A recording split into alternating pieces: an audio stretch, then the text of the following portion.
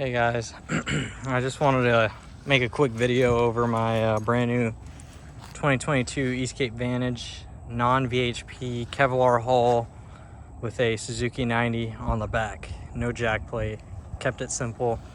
Try to go as relatively lightweight as I could. I've had the boat for probably about a month, maybe a little bit longer, but you know, took it out Tampa Bay. That's my primary fishery. Fish a lot of Crystal River as well, and then also do a lot of the freshwater stuff. So just came back, so that's why it's a little bit messy right now, but I just wanted to do a quick walkthrough and show you the hatches and how I set up my Eastcape Vantage. So starting up in the front, I got two tie down bolts. Right now I'm just running a Yeti cooler. I am going to upgrade to a actual casting platform, preferably one with a cage for tarpon season, and just for, you know, anybody else who gets up on the front, they usually almost fall off. But anyways, running a Minn Kota Tarova 24 volt iPilot system. Amazing trolling motor, comes out of premium though, very hard to find. I opted in for the tender plug up on top. I just prefer it like that instead of running the cord all the way to the bulkhead or into the hatch. Yeah, maybe I might suffer a little bit of corrosion in the future, but I think I'd rather have it up here. The trolling motor batteries are just your standard AGM batteries, not lithium. I do plan on upgrading them in the future. Had them make a C deck cut out for the hatch. I love the way it looks. Again, sorry for the mess, but I opted in for the buckets cut out. So what that does is, instead of having a nice pretty bucket in here that, you know, only gives you about the space of, you know, just the hatch, this just gives you the whole entire real estate. So as you can see, I keep all my life jackets, rope. I even keep a beach umbrella. This is my fuel stick. And then you got access up front through that hatch. And then as you can see here, you can see your fuel tank and get to your hoses, speaker wiring, all that good stuff. So I love having the buckets cut out. As you can see the Kevlar, and you know, it's great. One thing I will recommend is that if you are constantly opening up your hatches, I would definitely opt in for a gas strut instead of the spring struts. The spring struts do their job, but instead of being able to just push down and close it, you kind of got to just kick it and close it. I already had someone pinch themselves with it, and it's not fun. So something to keep in mind. I went with blue V-Marine push-pull holders. They came out amazing. Also got a blue V-Marine push-pull caddy in the back. And as you can see, I'm kind of keeping it on a gray on blue scheme. Even my FL numbers and the logo in the back is blue. Might not come up on the camera as well, but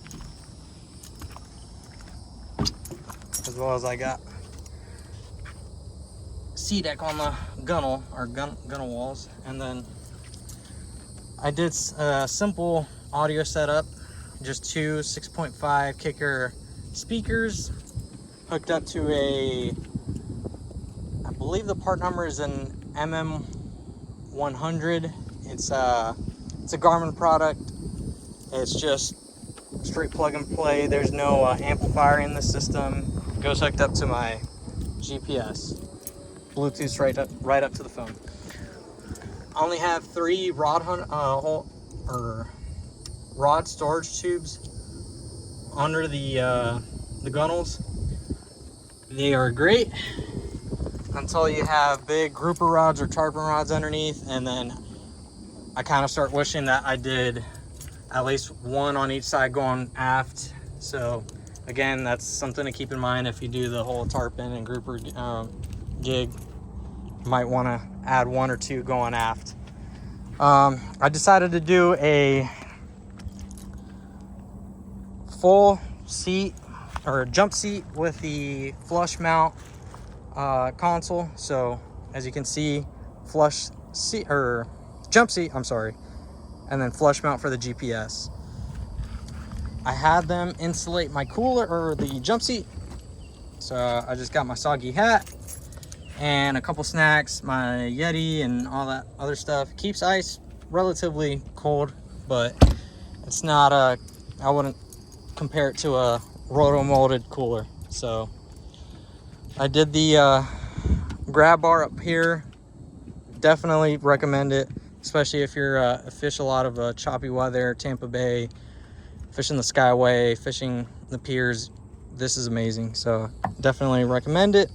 Only got 2 rod holders. I'm happy with that. Again, something to keep in mind, if you use bigger rods that have that thick bottom rod butt, it won't fit in here. So what I do is I take the inserts out and the rods fit in there just fine. So something to keep in mind. All right, coming back, Garmin GPS map 943 XSV. Great GPS, but here's the one thing. I wish I got something bigger, and I wish I got something with buttons on the side. When you are stationary, this is perfectly good enough size, but once you're in the chop and you're just driving down, you know, hammering down, it kind of gets hard to tap on the screen. So having a button or having just an overall bigger screen would be great. So that's something I would recommend. Trim tabs, Suzuki controls, ignition. I opted to have my switches put up here instead of in the glove box.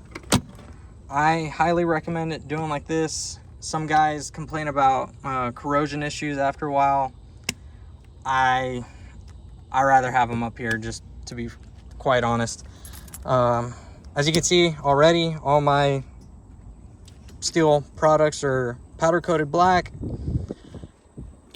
I have a cup holder.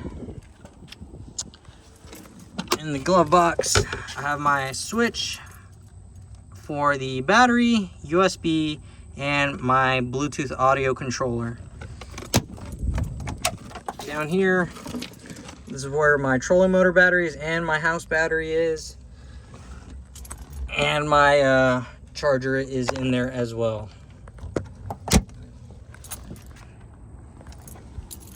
All right, coming back, I opted for a backrest. I love this thing. It's removable, so on days where I'm serious about fishing and probably not going to be driving that long, I could take it out, but most of the time I just leave it on, and I honestly, it doesn't bother me. One thing I did not realize until after the fact is that if you do have this set up, these 2 hatches on the sides will not open. Will not open unless you open the middle one up. So as you can see, big old live well, and once you have that one open, then you can open the other hatches. So if that's something that bothers you, you might want to consider making a backrest coming off of the polling platform, or just forego the backrest altogether. Like I was saying, live well is huge. I do have a live well light, LED light for those nighttime trips. And like I said, I have the liners cut out on the back, both compartments, and it is cavernous. I highly recommend doing this. Like I said again, it goes all the way to the back sponson, and it is great. In that orange bag is just my safety gear, my ditch bag, PLB, all that good stuff. Power pole pump, my fuel water separators in there, and some other stuff. I usually reserve this side for, you know, snacks, food, clothes, all that good stuff. This side is where I reserve all my fishing gear, tackle, all that. It's a mess right now, I know, but like I said, I'm planning on getting some milk crates and just putting plain old boxes in there and organizing it like that. That is the live well pump with the cutoff switch, or valve, excuse me. The bilge is right there, and having the liners cut out, you have a closed bilge.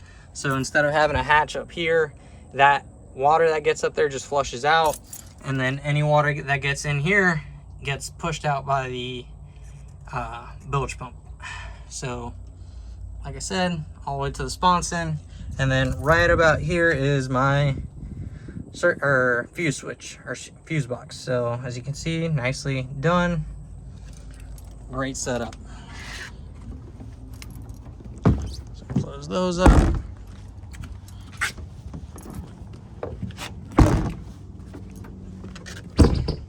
So coming back here, like I said, Suzuki 90, have the upgraded steering.